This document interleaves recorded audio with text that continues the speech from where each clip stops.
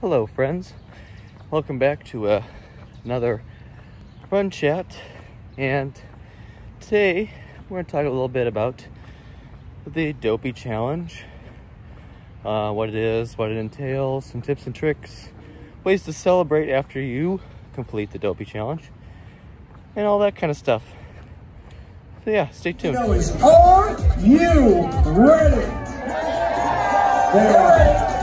Run, set, go!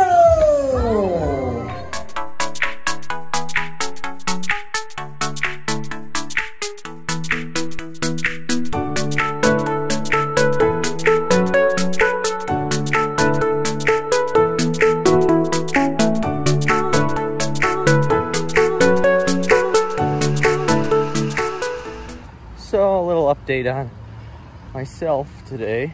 It is Monday, July 20th, and yeah, things have been good. It's been very hot here in Wisconsin. Today it's actually a little cooler, so that's good. But otherwise, I will cross the 150-mile mark after today's run in my California Coast Challenge. So excited about that.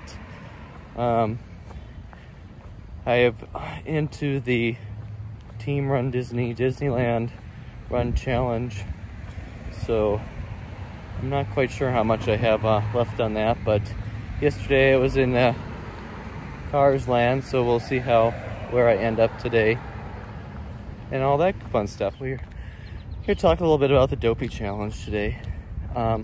So for those that don't know what it is during Walt Disney World's marathon weekend, and it encompasses 48.6 miles over 4 days. So on Thursday, you run a 5K. On Friday, you run a 10K. Saturday, a half marathon. And Sunday, a full marathon. So I have completed this challenge 4 times. And I'm signed up for my 5th. So obviously hopeful that come January we are back to it and it can all happen. There's this, a second challenge with Walt Disney World Marathon Weekend called the Goofy Challenge, which is just the half and full. Which I shouldn't say just, but when it comes to Disney races, it tends to happen. That's 39.3 miles, and of course is a big challenge in itself. But I don't have any standalone experience with that, so my knowledge basically comes just from the Dopey challenge and any individual races. As I've said previously, I have done the Dopey challenge 4 times now. My first one was in 2017, which was more unofficial than official, as the half marathon was canceled due to bad weather in the area. So a lot of people actually went out and did makeshift half marathons around Disney resorts and neighborhoods and stuff like that. I did not end up doing that. I thought about it, but I decided to prepare for my first marathon the following day, and took that day off. So really, that one was minus a half marathon. Then I've run the Dopey challenge consecutively each year after that, 2018, 19, and earlier this year in 2020. And so it's a different experience each time. Obviously, your first marathon or your first Dopey is certainly an experience, and each year has different challenges and different things that happen. You run with different people. Obviously this year was the hottest one, the hottest marathon on record, I believe, and 2017 and even 2018 were quite cold. 2019 was probably the best year I have run Marathon Weekend overall. But Now, in terms of how I run, really all runDisney races, is they're purely for fun for me. Obviously, a lot of people will run, you know, races for time, or, you know, won't have as much quote-unquote fun in the runDisney races. You know, a lot of people actually too will choose a race from the Dopey Challenge, and they'll run one for time and then kind of run the rest as, you know, a fun type of thing. And overall, you know, it's just all about experiencing the characters, you're riding rides when you can, yeah, getting drinks on course and all that sorts of good stuff. So in terms of some tips and tricks for the Dopey Challenge, obviously you have 4 days in a row, and you know, it's I say my biggest challenge is not necessarily the miles, because if you put in the training, you should be fine. It's the getting up 4 mornings in a row at 2 a.m. And obviously not a whole lot you can do about that, because that's just how it is. But you know, I tend to not stay out so late in the parks, which is obviously hard to do. But it's sort of what you have to do if you're, you know, running the Dopey Challenge. And obviously I don't run any of them for a PR, but you definitely want to try to conserve your energy, you know, conserve your legs on Saturday. You know, obviously run the half marathon, have fun, but then after, you know, don't go so hard in the parks. You know, take your time, have a nice cold beverage at a lounge like a Nomad or Baseline, and, you know, just enjoy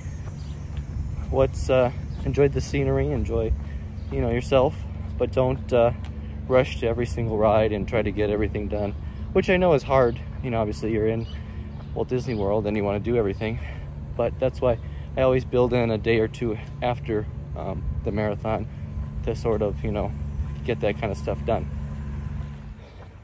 Now, in terms of training, which is obviously probably the most important part, I've mentioned before I use the Hal Higdon training plan.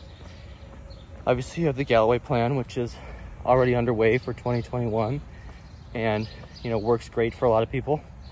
For me, for Hal Higdon, it's a lot of, you know, weekend mileage. And then there's about 3-4 weeks before Dopey, there is a Dopey simulation, which isn't necessary, but I've done it a couple times out of the 4. I did it this past year, and it's basically, it's like 2 miles, then 5 miles, 10 miles, and 20 miles.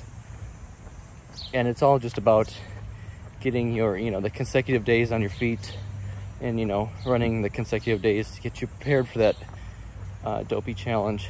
I obviously don't go over 20 miles in training. The Galloway method does.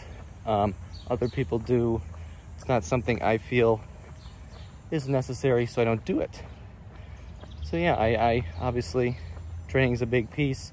If you want to, you know, complete that Dopey Challenge, whether it's your first time, your 5th time, or I think this will be the 7th or 8th year of the Dopey Challenge. So yeah, if you're perfect, even better.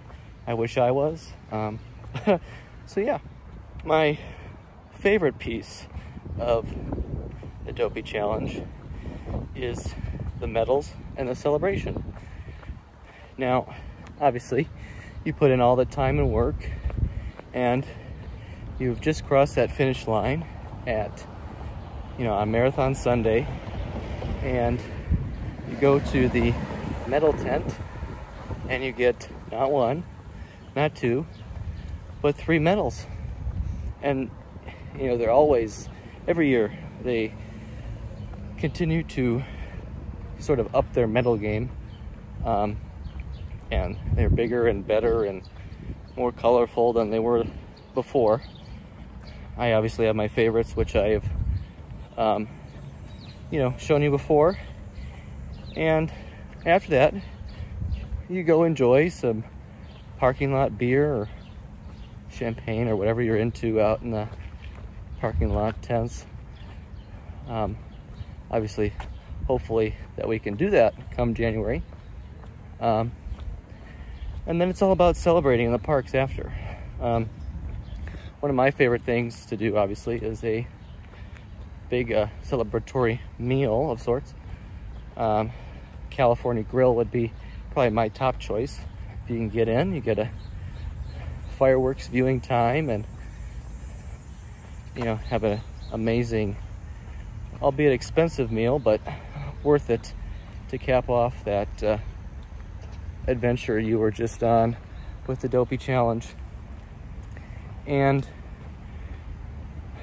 then on Monday, my group, who is all about runDisney, and we have done tons of races together now. We drink around the world. We meet up about 11 a.m.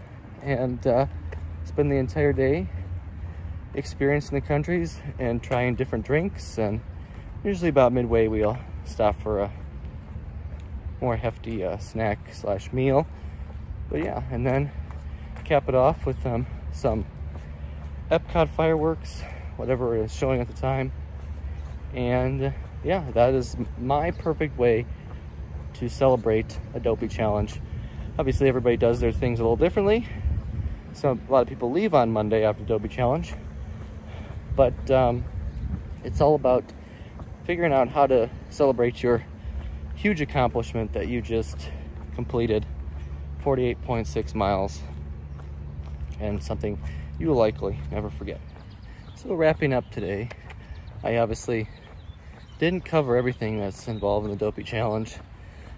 You know, there's so much to it, such as transportation and nutrition and hotels and all that kind of stuff.